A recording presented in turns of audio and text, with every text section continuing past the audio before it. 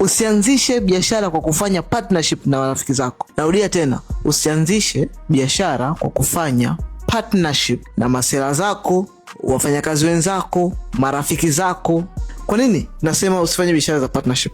Iko hivi, mkiwa mmekaa hivi mmetulia na marafiki zako na wauni na wasela, ama ni mashosti, mpo kwenye vikoba na nini, mnapata idea kali, unaona idea hii wanajenga, sasa mimi nitafanya hiki, mimi nitafanya hiki, mimi nitafanya hiki. Tusajili partnership alafu tufanye hii biashara.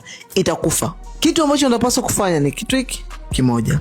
Sajili kampuni yako kwanza, alafu hawa wengine wanaokuja baadaye watakuja kama party ya team ya kampuni, sio wamiliki wa kampuni.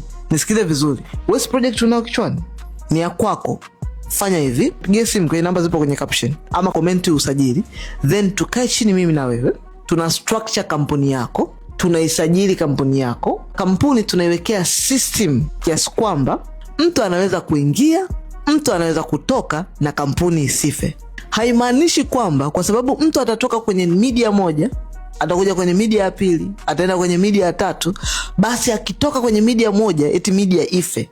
Hiyo media ikifa kwa sababu mtu mmoja ametoka kwenye hiyo project, haya ndo mambo ninayoyasema, project zitakufa. So ili sife, lazima uweke system itakaoweza kuwa accommodate watu wote utakaofanya nao kazi. As long as huyo mtu anakuja kwenye hii project unayotaka kuanza, anza kwanza wewe, jenga msingi. Msingi ni nini? Sio lazima utoe langu mfukoni. Msingi ni sajili kampuni. Ukishamaliza kusajili kampuni, wao unaenda kufanya nao kazi kama team itakao kuja kufanya kazi kwa pamoja. Sio, umeelewa? Cha pili, ni bora uwe na kampuni yako alafu uanzishe project, wao waje waweke investment kwenye project mtakao kukubaliana, msainishane kama project husika. Alafu kampuni yako inakuwepo, yeye atakuwa kama investor kwenye project husika. Akiondoka, kampuni yako haifi, inaendelea. Kampuni yako ndio ina hold usimamizi, kampuni yako ndio inaendelea, inaendesha.